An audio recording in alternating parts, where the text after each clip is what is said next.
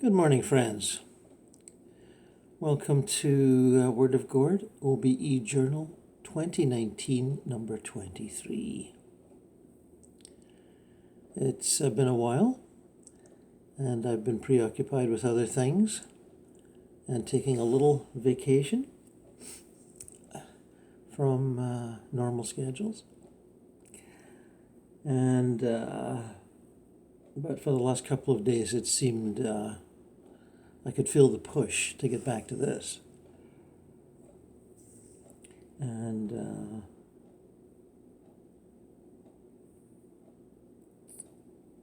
I'd like to start or continue with a focus on contacting your recent dear departed. This is something that everyone in this community would like to do, or does, or would like to do more, or would like to do with greater ease and less obstruction. And I'd like to encourage you all in that direction. As I've often said before, it's easier than you think, not harder than you think. A lot of this work is removing barriers, self-imposed barriers, culturally imposed barriers, the esoteric occult notion of the guardian on the threshold, which prevents you from accomplishing the spiritual tasks or the spiritual challenges that you would like to overcome. That guardian on the threshold is the accumulation of your fears and anxieties from past lives, where you may have been repeatedly repressed by organized religion from any kind of freelance, self-initiated spirituality, and warned away from communing with spirits, exploring on your own, having your own thoughts, devising your own theology. Those past lives create a greater barrier than most people would realize. The guardian on the threshold, more referred to in old occult texts than now, is a very real spectre. And it may take a form, or it may just be an energy that shields you from what you now wish to do. Never underestimate that. There is much talk and focus on discovering the impact of past lives, and that is fine. That is good. Many of the behavior patterns of past lives are continued in this life in a new form, in a new guise. But the guardian on the threshold, that spectre of fear, anxiety, and unworthiness, is also very real. And it can take many forms. It can manifest in different ways, one of which is, and I see many of you discussing this on forums, you have a desire to contact a dear departed of your social circle or your family, and you cannot get to them. You get sidetracked into visual and audio landscapes that are essentially illusions, and you don't get to where you want to go. Well, that is a side effect of the dweller on the threshold. It's an energy form that pushes you off to the side rather than lets you go like this. And it is your own responsibility, it is your own karma for having submitted to the dictates and the demands of society and religion and family in past lives.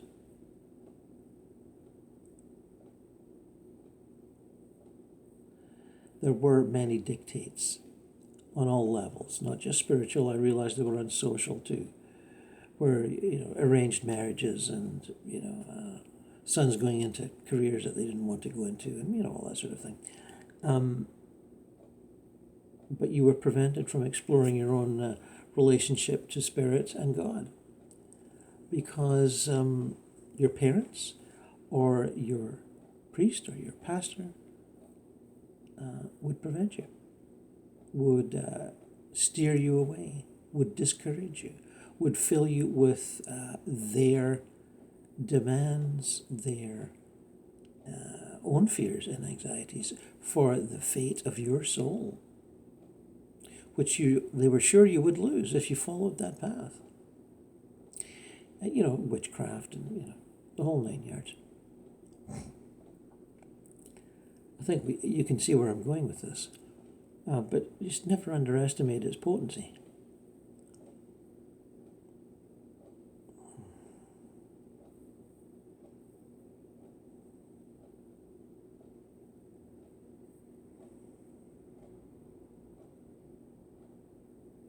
I have been developing, and you've been listening all along and practicing, I know, the instant transfer method.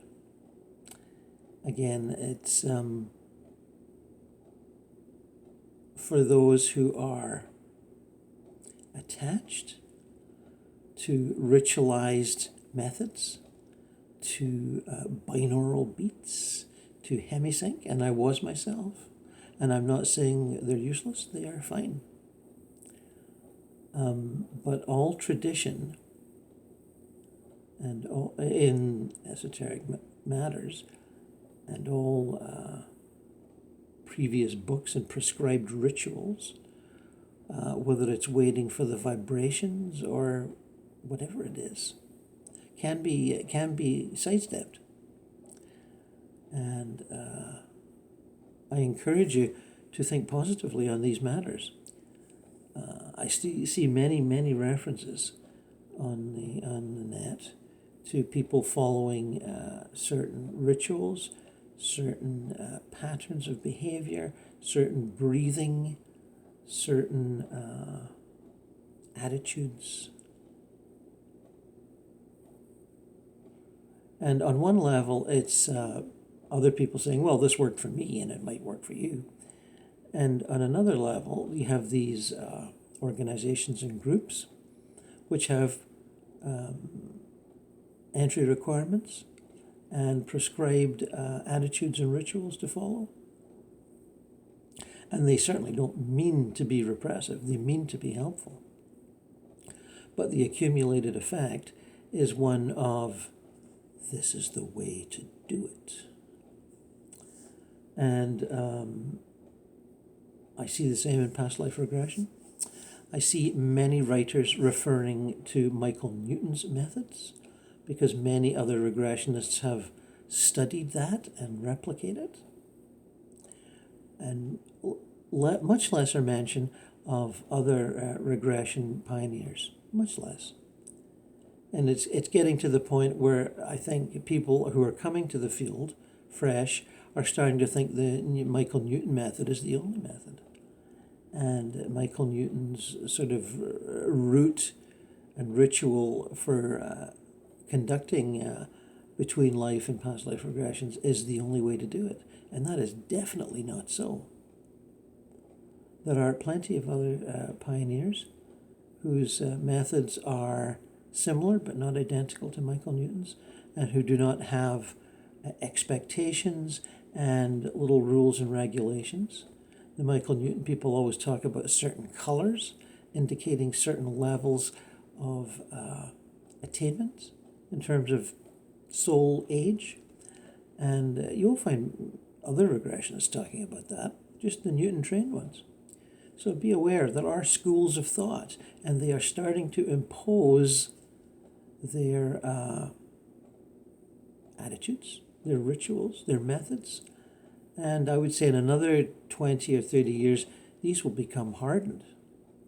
They will become dogma. I hope they don't, but that's usually what happens.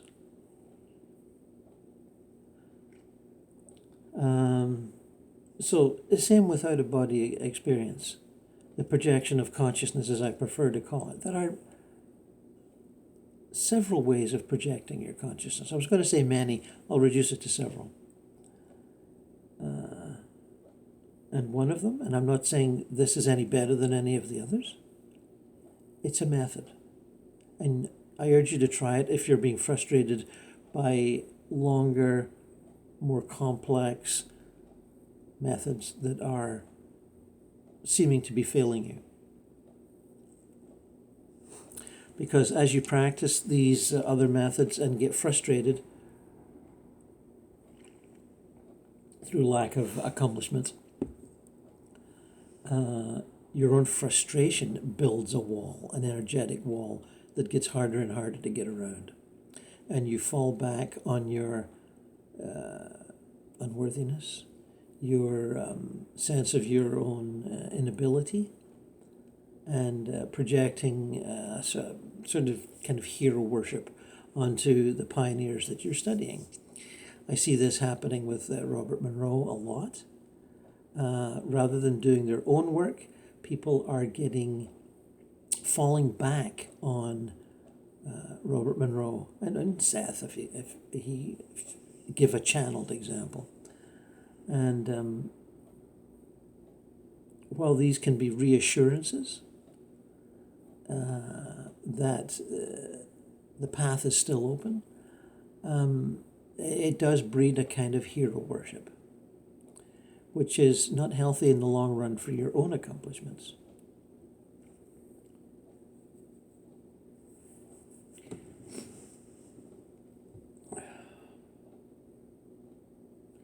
So please, at this moment, find yourself in a comfortable position, as relaxed as you can manage. There is no ideal state of relaxation. There are just various progressive levels. And whatever level you can find yourself at in this exercise is good enough.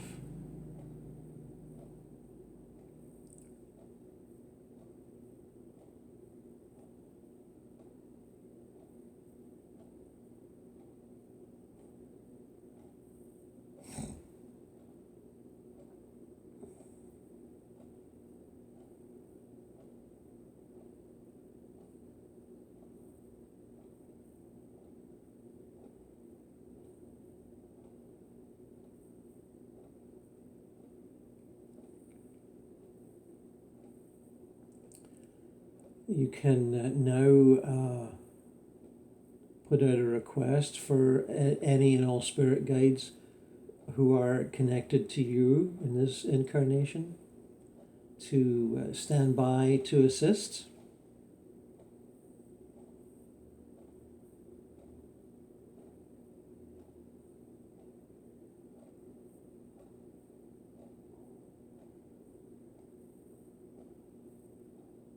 And bring into focus the member of your group of dear departed into focus, whether it be a mother, a grandmother, a sister, a brother, a husband, a son, a best friend, a colleague, whoever you find your heart reaching out towards in concern and love. And I realize there may be more than one, there may be more than five, but pick one. You may be concerned because they died suddenly in an accident or in a violent crime, or they may have passed in a state of unconsciousness due to heavy drug intake to minimize pain, which is in the West very common these days. Or they may have passed under the influence of dementia. and you may be, rightly concerned about their state in the other world. They may also have passed through drug addiction or alcoholism.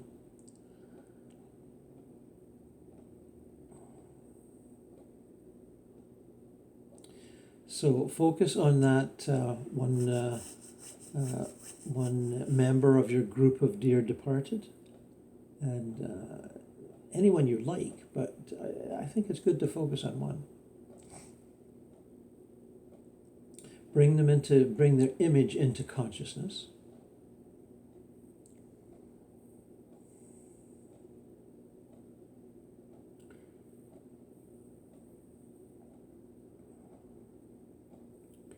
And now, follow me as we do the instant transfer method. Project your consciousness into the astral plane without preamble, without fuss. Just do it. You're in your chair, you're on your bed, you're on your couch, but part of you is in the astral plane now.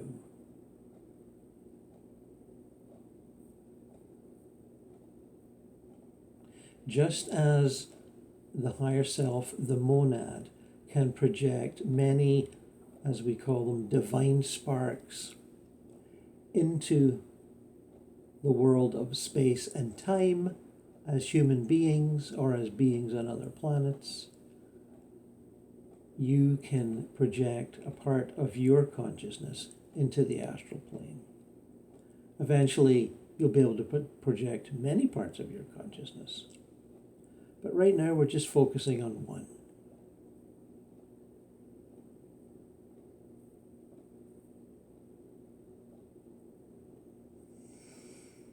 Now have that consciousness, that element of your divine self,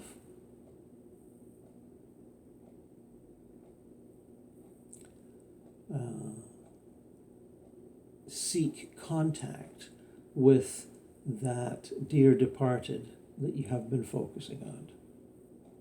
Go to where they are, or ask where you should go to where they are, and you will be told, or you will be there. Just do it.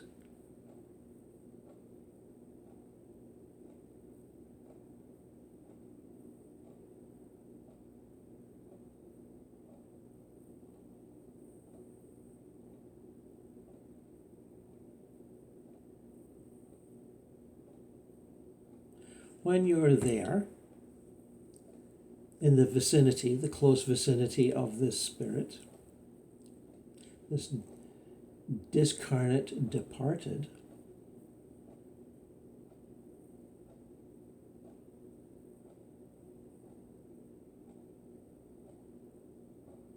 interact with them. If they're functioning, hug them. Express your love, express your concern. Don't be afraid to show them your joy at seeing them.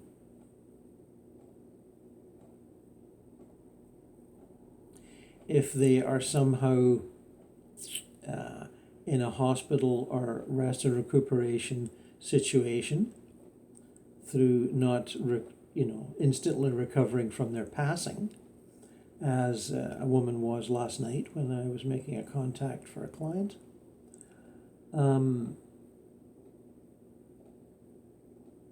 look around for a care worker, a spirit guide, another departed person who may be looking after them.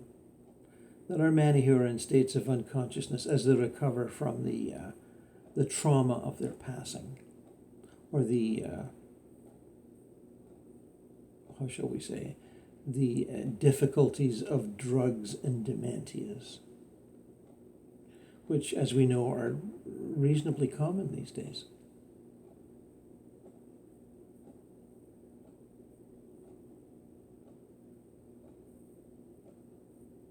If they are in that state, you will find them in some sort of hospital setting.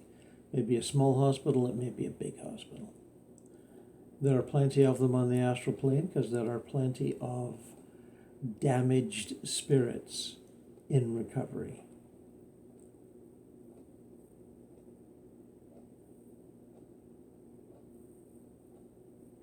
If your dear departed passed under the influence not of drugs used in hospitals, but drugs used recreationally and alcohol, you may find them in the lower astral practicing their obsessions, trying to get their next hit, either from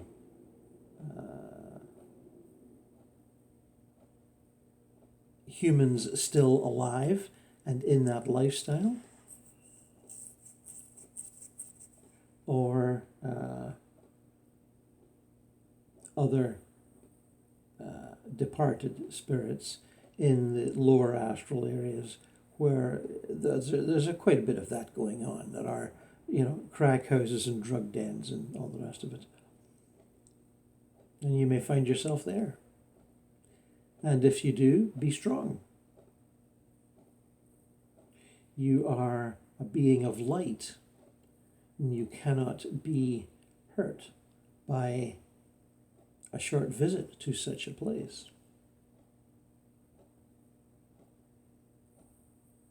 I wouldn't advise on you staying there too long, but a few minutes is fine. Keep that light about you, that protective light. It's there already. Just remember to keep it there.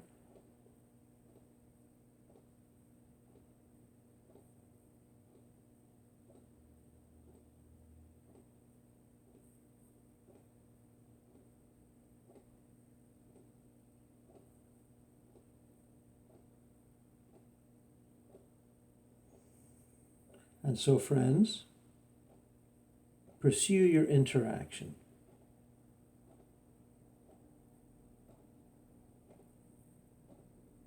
If the images are not as I have described, perform the task telepathically and listen to the response. Ask questions, listen for responses.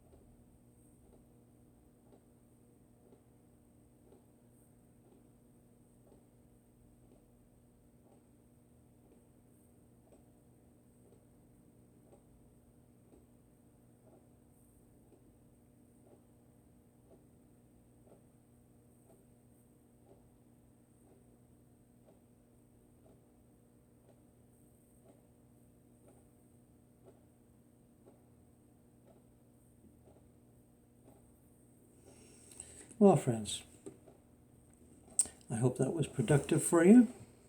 And if it's currently ongoing, don't let me disturb you.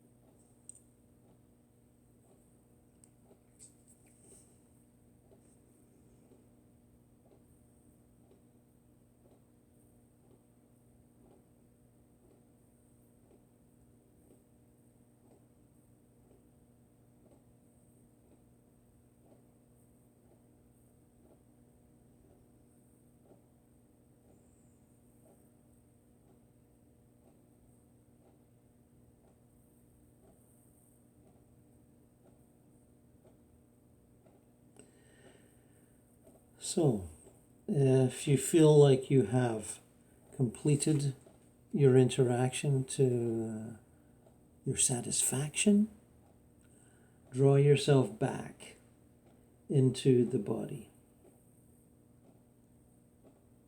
Draw that part of your consciousness that was out exploring and interacting, and bring it back to your body now.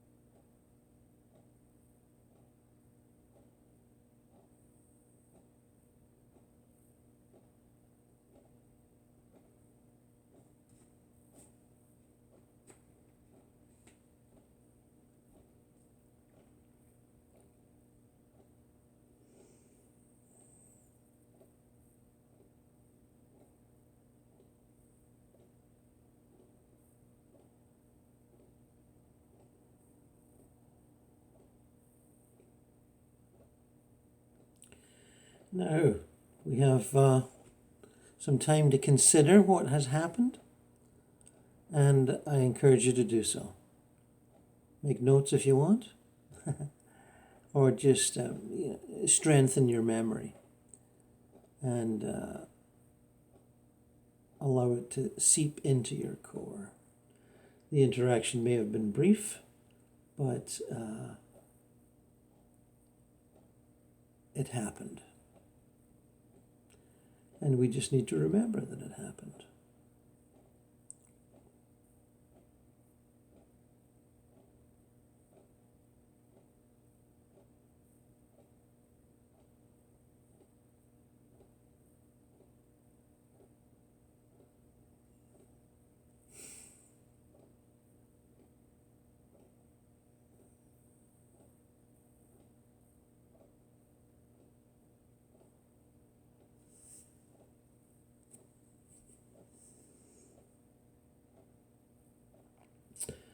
And now, in the remaining moments, I would like to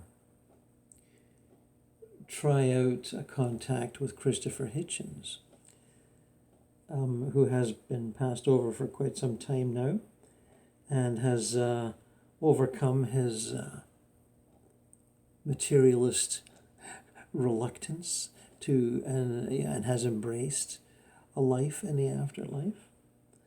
I was given some information some months back when asked by a client that he was traveling at ease through the various planes and subplanes, seeking out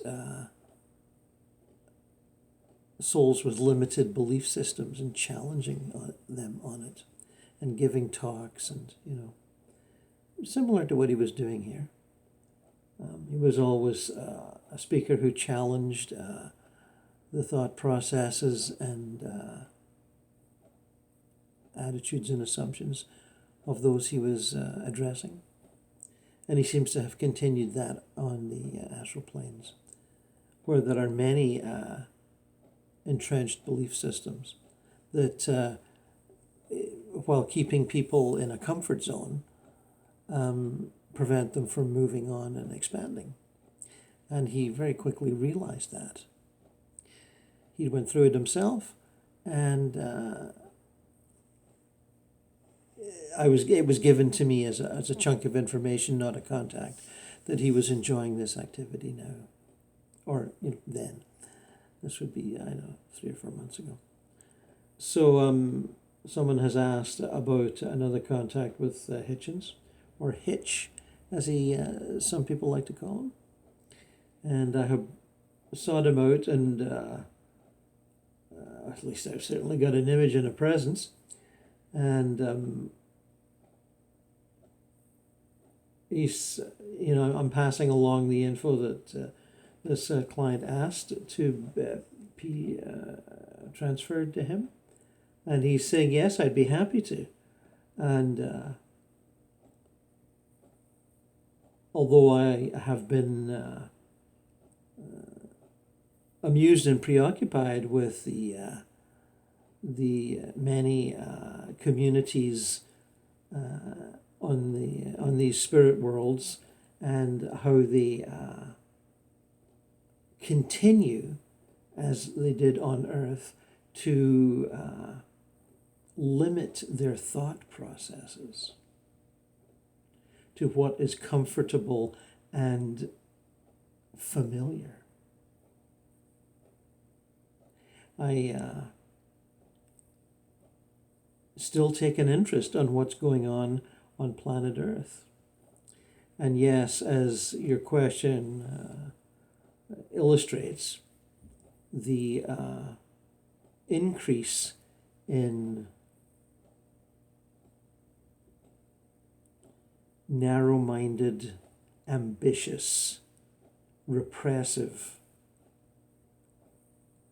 democracy-denying despots around the world is alarming.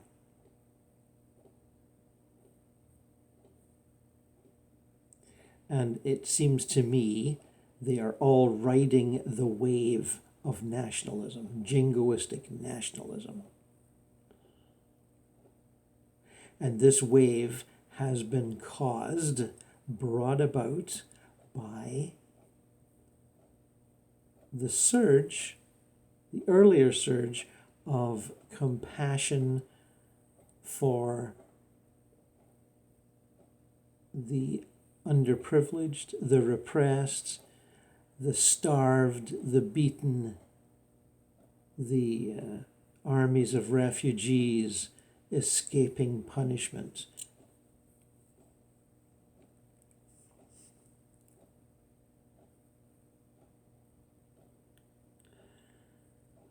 Men and women are embracing each other across cultural and religious and tribal boundaries.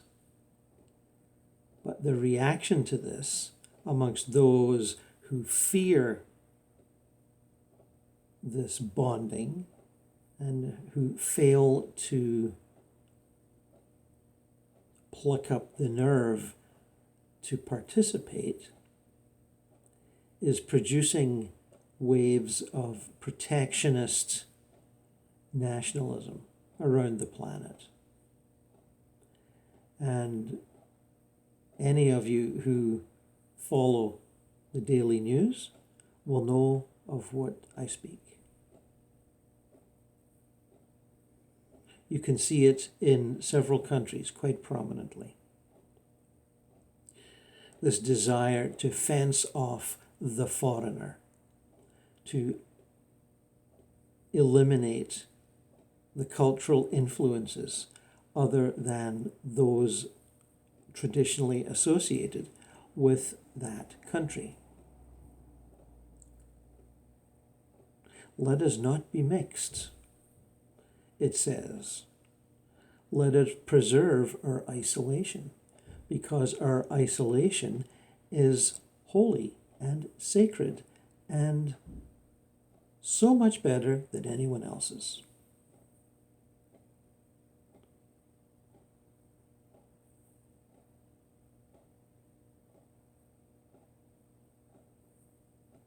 There was an earlier example of this when I was still alive on Earth in the Balkans, the Balkan Wars, and the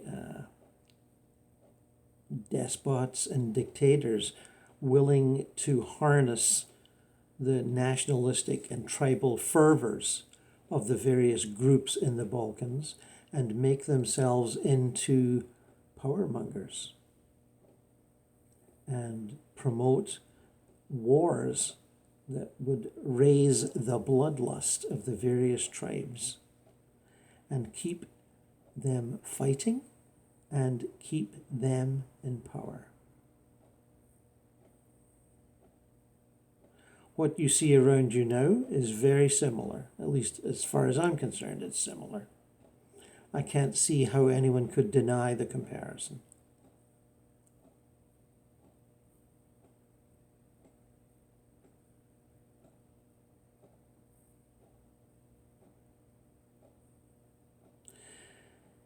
Many of these despots are more cunning than intelligent. They seek the inflation of their own ambitions and egos, and their cheering fans are happy to oblige.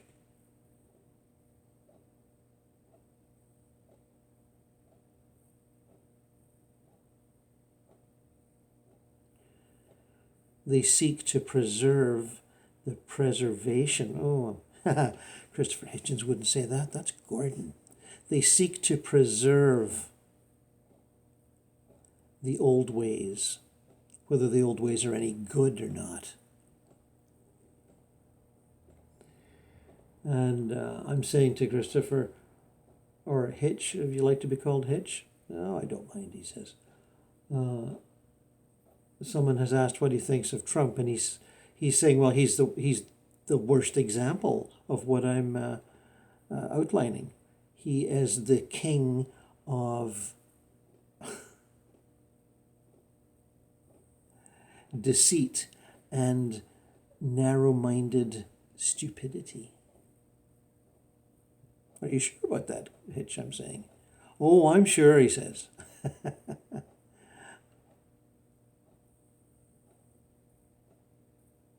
He makes Bill Clinton look like a genius, a honest, law-abiding genius. And he's more than a disappointment after the fine 8 years of Obama. I think I'm losing contact here. I think you can tell by the language. I'm getting the energy but not the words. There's several things there that are not as well expressed as Christopher would make it. So I must be losing contact. Anyway, Hitch, thank you much for that, very much. You're welcome. Drop by again sometime. And I wish you well on your travels around the spirit planes.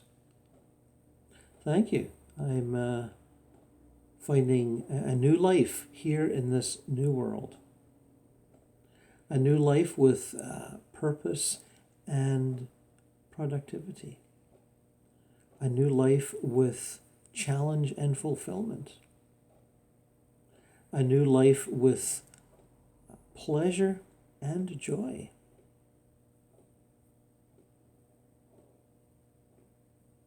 A new life that is not that much different from the old life, at least in terms of psychology and attitude and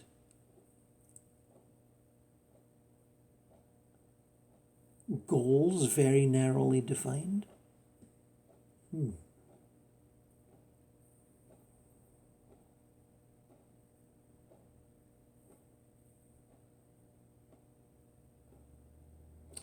Thank you, sir. Perhaps we'll talk again someday. I am grateful for your time, and my audience is also grateful.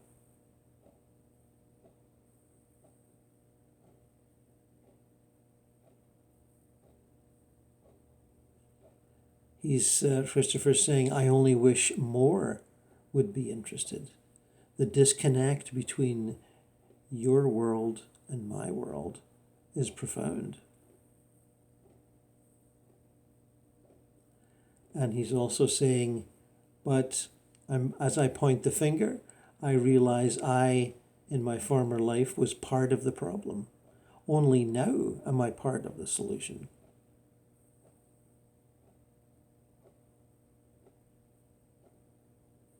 I understand, Christopher. So long, and thank you.